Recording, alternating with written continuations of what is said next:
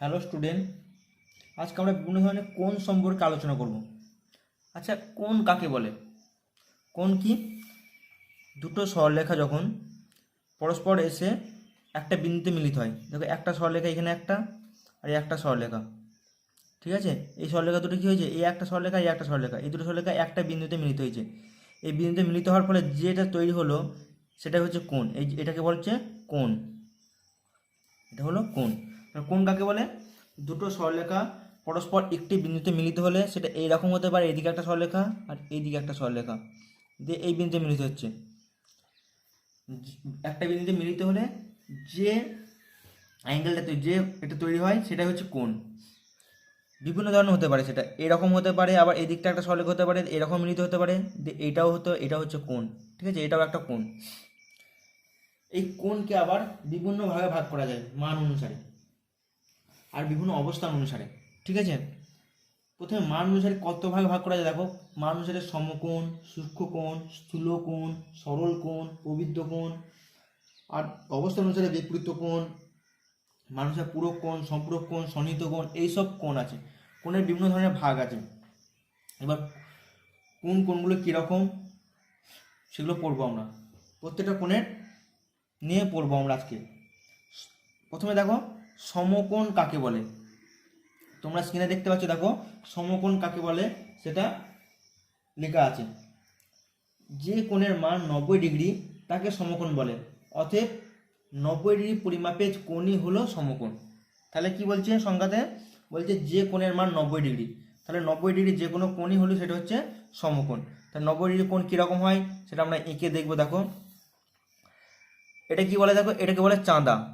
ঠিক আছে, আর এটাকে বলে স্কেল আর চাঁদার সাহায্যে আমরা 90 ডিগ্রি কোণ আঁকবো। দেখো 90 ডিগ্রি কোণ কী করে আঁকতে হয়? প্রথমে একটা যে কোনো মাপের সরলরেখা নেবো আমরা। যে কোনো মাপের সরলরেখা নিলাম। ঠিক আছে, এবার সরলরেখার চাঁদার যে এই বিন্দুটা আছে, এই লাইনটা আছে, ঠিক আছে, এই লাইনটার সঙ্গে সরলরেখাটা মিশাবো, আর এই বিন্দুটা শেষ বিন্দু করবো সরলরেখার এই প্রান্তে। তাহলে এই বিন্দুটা শেষ বিন্দু করব আর এই লাইনটার সঙ্গে মিলাবো। এই বিন্দুটা শেষ বিন্দু করলাম।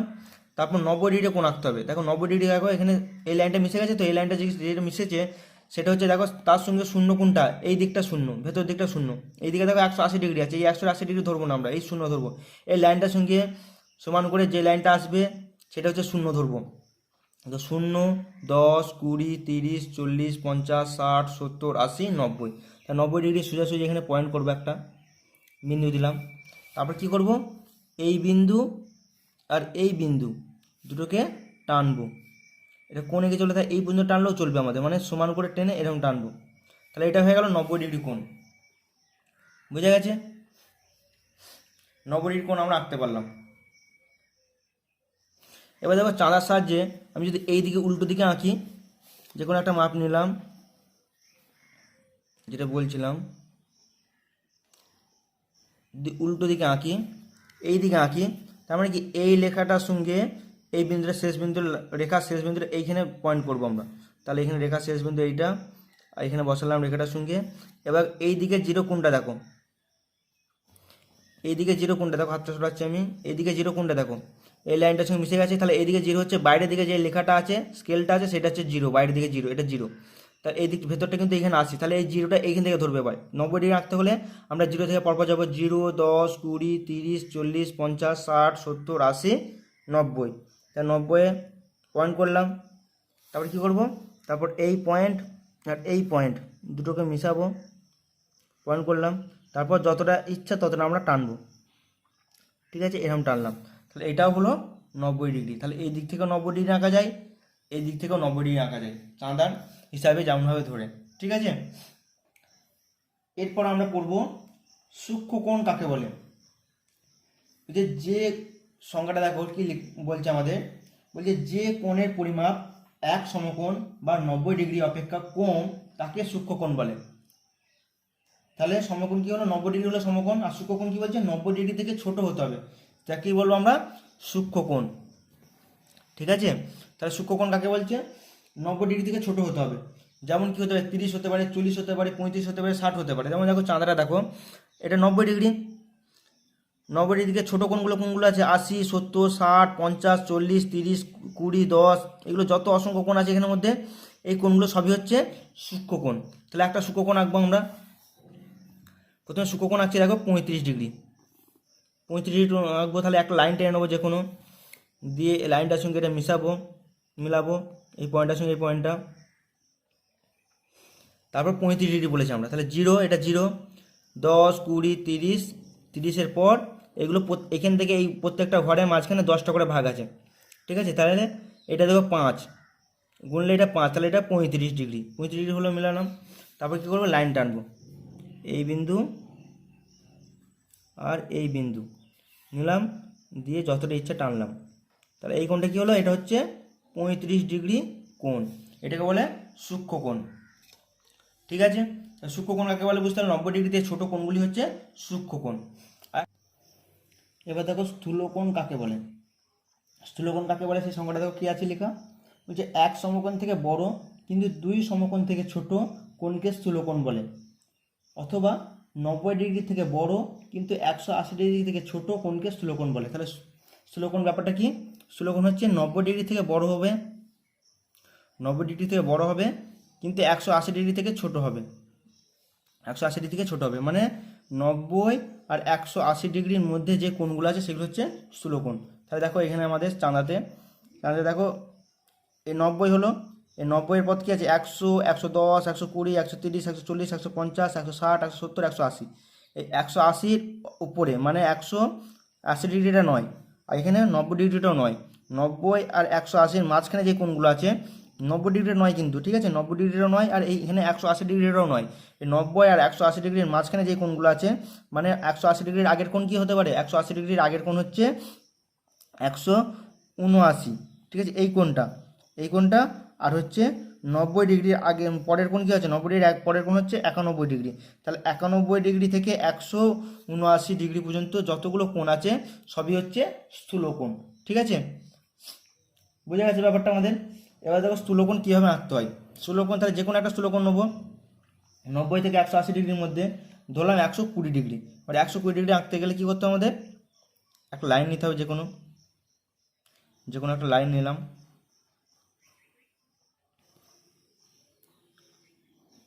ঠিক আছে। এবার লাইনটার শেষ বিন্দুতে চাঁদার এইটা করব, বসাবো, ঠিক আছে, এই পয়েন্টটা বসাবো এই লাইনটা মিলিয়ে। তাহলে লাইনটা মেলানো হলো আর শেষ বিন্দুতে এইটা বসানো হলো। তারপর কী করবো, 120 ডিগ্রি, তাহলে 0 হচ্ছে, লাইনটা 0 হলো, তাই 0 থেকে পড়বো গুনে যে 80, 100, 110, 120, তাহলে 120 এখানে হচ্ছে, 120 হচ্ছে, এখানে পয়েন্ট করলাম। এরপর এটাকে জয়েন করব, এই বিন্দু আর এই সরলরেখার শেষ বিন্দু, যতটা ইচ্ছা বাড়াতে পারি এটাকে আমি এতটা করলাম, এই বিন্দুটা মিশিয়ে দিলাম, ঠিক আছে। এটা পরেও করতে পারি, বাড়াতেও পারি। এবার 120 ডিগ্রি, এটা হচ্ছে 120 ডিগ্রি, এই কোণটা কি স্থূলকোণ। তাহলে এরকম স্থূলকোণ আর কী হতে পারে, অসংখ্য হতে পারে, 120, 130, 140, 145, 150, 160, 165, 170, এরকম অসংখ্য হতে পারে। এর আর এর মধ্যে 91 থেকে 179-র মধ্যে এরকম কোশ্চেনও আসে আমাদের যে 180 ডিগ্রি কোণটা কি স্থূলকোণ, তখন বলবো না এটা স্থূলকোণ নয়, একটা 80 ডিগ্রি থেকে ছোট হতে হবে। যদি আবার এরকম কোশ্চেন আছে 90 ডিগ্রিটা কি স্থূলকোণ, না 90 ডিগ্রিটাও স্থূলকোণ নয়, ওটা হচ্ছে সমকোণ। 180 ডিগ্রি সরল কোণ বলে, এরপরে আমরা শিখব, ঠিক আছে। এবার দেখো সরল কোণ কাকে বলে, সরল কোণ, ঠিক আছে। কি লেখা আছে দেখো, যে কোণের পরিমাপ দুই সমকোণ বা 180 ডিগ্রি তাকে সরল কোণ বলে। তাহলে এক সমকোণ মানে হচ্ছে 90 ডিগ্রি, দুই সমকোণ মানে কি 90 + 90 180, তাহলে যে কোণের পরিমাণ দুই সমকোণ বা 180 ডিগ্রি তাকে সরল কোণ বলে। এবার দেখো সরল কোণ কীভাবে আঁকতে হয়। তাহলে যে কোনো একটা লাইন নাও, ঠিক আছে, এরপর এই বিন্দুতে বসাও, সরলরেখার শেষ বিন্দুটা এর সঙ্গে বসবে, পয়েন্ট করে বসবে, এইখানটায় বসবে, বসানো হলো। তারপর 180 ডিগ্রি, দেখো 0 থেকে শুরু হয়েছে, 100, 20, 30, 40, 50, 60, 160, 170, 180, তাহলে 180 এখানে আসছে, ঠিক আছে। এখানে পয়েন্ট করলাম, দিয়ে এটাকে এই পয়েন্ট আর এই পয়েন্ট মিলাবো, এই পয়েন্ট আর এই পয়েন্ট মিলাবো, কি আসছে, একটা সরলরেখা আসছে। 180 ডিগ্রি সবসময় একটা সরলরেখা হয়, ঠিক আছে। যে কোনো একটা সরলরেখা যদি আঁকা হয় তাহলে বোঝা গেল, দেখো 180 ডিগ্রি চাঁদের সাথে আঁকলাম, সরলরেখা পেলাম। তাহলে 180 ডিগ্রি কি, যে কোনো একটা সরলরেখা এঁকে দিলে সেটাই 180 ডিগ্রি হবে, দিয়ে মাঝখানে পয়েন্ট করে দিলাম, দিয়ে এরকম করে দিলাম, 180 ডিগ্রি হয়ে যাবে। বুঝে গেছে? তাহলে 180 ডিগ্রি সবসময় একটা সরলরেখা, সোজা একটা সরলরেখা, 180 ডিগ্রি কোণ মানে, ঠিক আছে। এরপর আমরা প্রবৃদ্ধ কোণ নিয়ে আলোচনা করব। এবার দেখো প্রবৃদ্ধ কোণ কাকে বলে, বলছি যে কোণের পরিমাপ 2 সমকোণ অপেক্ষা বেশি কিন্তু 4 সমকোণ অপেক্ষা কম তাকে প্রবৃদ্ধ কোণ বলে। দেখো সংজ্ঞাটা লেখা আছে, আরেকবার পড়ছি। যে কোণের পরিমাপ 2 সমকোণ অপেক্ষা বেশি কিন্তু 4 সমকোণ অপেক্ষা কম তাকে প্রবৃদ্ধ কোণ বলে। তাই 2 সমকোণ মানে কত, 2 সমকোণ মানে হচ্ছে 180 ডিগ্রি, আর 4 সমকোণ অপেক্ষা কম, 4 সমকোণ মানে কত, 4 × 90, 1 সমকোণ মানে 90 ডিগ্রি, 4 কত 36, 360 ডিগ্রি, ঠিক আছে। তাহলে 180 ডিগ্রি থেকে বড় মানে কত থেকে কোনটা শুরু হতে পারে, 181 থেকে। আর কি বলছে, 360 ডিগ্রি থেকে কম, তাই 360 ডিগ্রির আগের কোণ কত হবে, 359 ডিগ্রি। তাহলে 181 থেকে 359, এই কোণগুলো সবই হচ্ছে, এর মধ্যে যত কোণ আছে মানে এই 180টা নিয়েও, ঠিক আছে, যত কোণ আছে সেগুলো সবই হচ্ছে প্রবৃদ্ধ কোণ। 180 ডিগ্রিটা কিন্তু নয়, 180 ডিগ্রির অন্য নাম আছে সরল কোণ, ঠিক আছে। আর 360 ডিগ্রি কোণটাও কিন্তু প্রবৃদ্ধ কোণ নয়, কারণ 360 ডিগ্রি থেকে ছোট হতে হবে বলেছে। তাই 360 ডিগ্রি থেকে ছোট মানে 359 ডিগ্রি, ঠিক আছে। এগুলো হচ্ছে প্রবৃদ্ধ কোণ। আর প্রবৃদ্ধ কোণ কীভাবে আঁকবো, প্রবৃদ্ধ কোণ আঁকার জন্য দেখো আমাদের প্রথমে একটা সরলরেখা নিতে হবে।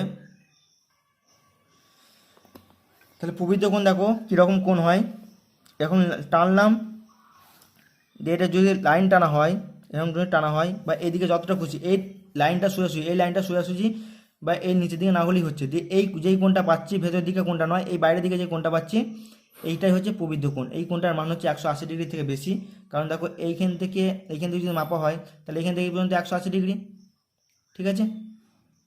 তাহলে এই 180 ডিগ্রি তো বড় হয়ে যাচ্ছে, তাহলে 180 থেকে কতটা বড় হচ্ছে, আবার এতটা বড় হচ্ছে, সেটা যে মানেই হোক, ঠিক আছে। এটা হচ্ছে প্রবৃদ্ধ কোণ, তাহলে এই গোটা কোণটা হচ্ছে প্রবৃদ্ধ কোণ।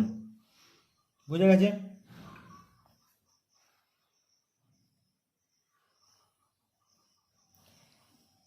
এবার বিপরীত কোণ কাকে বলে, বলছি দুটি সরলরেখা পরস্পরকে ছেদ করলে ছেদ বিন্দুতে যে 4টি কোণ উৎপন্ন হয় তাদের একটিকে সম্মুখটি বিপরীত কোণ বলে। আর আগে বলছি দেখো, যে দুটি সরলরেখা পরস্পরকে ছেদ করলে ছেদ বিন্দুতে যে 4টি কোণ উৎপন্ন হয় তাদের একটিকে সম্মুখটির বিপরীত কোণ বলে। তাহলে দেখো এটার অর্থ কি, প্রথমে এঁকে দেখাচ্ছি। দেখো এদিকে একটা সরলরেখা আর এদিকে একটা সরলরেখা পরস্পরকে ছেদ করেছে, ছেদ বিন্দু কোণটা, এইটাকে ছেদ বিন্দু বলা হয়।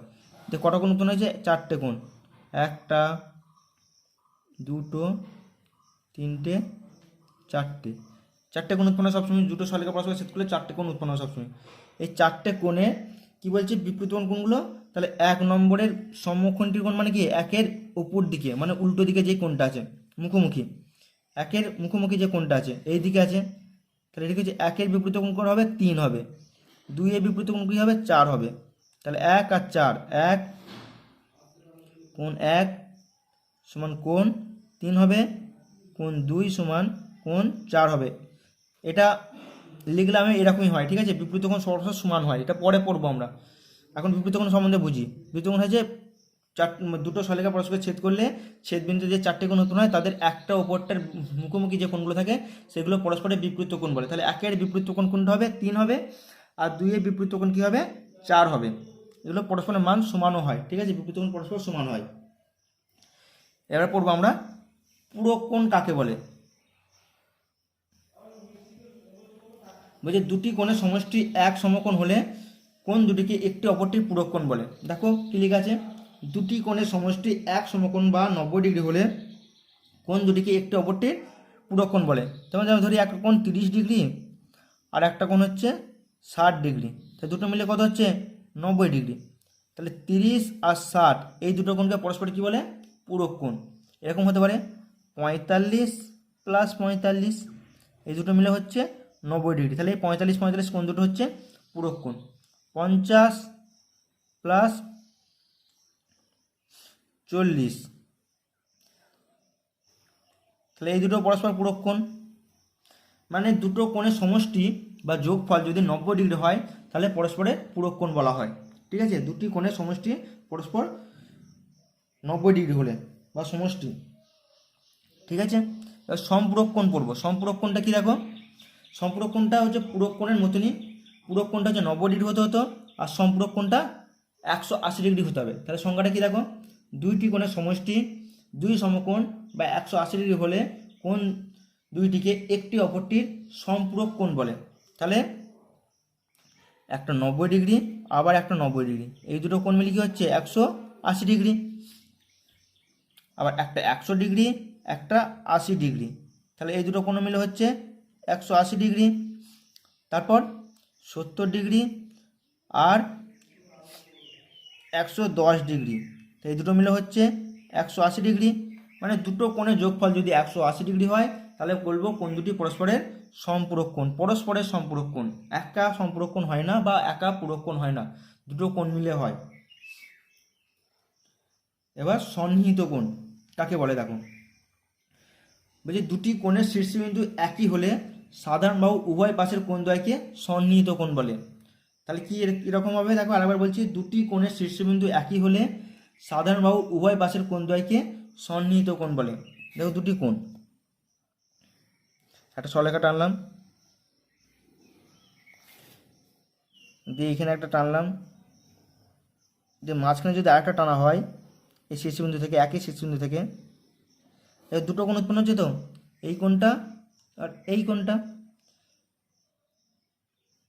দুটো কোণ, এই একটা কোণ এ বি সি ডি, দেখো এ বি সি কোণ একটা, এই কোণটা, আবার সি বি ডি কোণ একটা, এই কোণটা।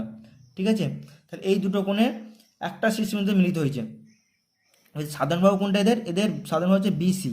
এবার সাধারণ বাহুর উভয় পাশে বলেছে, মানে এই পাশেও আর এই পাশেও, ওই পাশে যে কোণ দুটো উৎপন্ন হচ্ছে, মানে এই কোণটা আর এই কোণটা পরস্পরের সন্নিহিত কোণ। তাহলে কোণ এ বি সি সন্নিহিত কোণ সিবিডি। ঠিক আছে, তাহলে এরকম যদি কোণ থাকে পরস্পরের সাধারণ বাহু বিপরীত পাশে যে কোণগুলো থাকবে একই শীর্ষবিন্দু হতে হবে। ঠিক আছে, এরকম নয় যেরকম হলো, যে শীর্ষবিন্দু এরকম হলো, সাধারণ বাহু তো এক আছে কিন্তু আবার এখান থেকে কোণ উৎপন্ন হয়েছে, এরকম নয়, একই শীর্ষবিন্দু হতে হবে, একই শীর্ষবিন্দু হতে হবে। ঠিক আছে, একই শীর্ষবিন্দু হতে হবে। তারপর সাধারণ বাহু দুপাশে যে কোণগুলো উৎপন্ন হবে তাহলে পরস্পরের সন্নিহিত কোণ বলা হয়। বোঝা গেছে আশা করি। আমরা আবার নেক্সট ভিডিওতে আমাদের আরও কিছু কিছু কোণ আছে সেইগুলো নিয়ে আলোচনা করবো আমরা। আজ এই পর্যন্তই, থ্যাংক ইউ।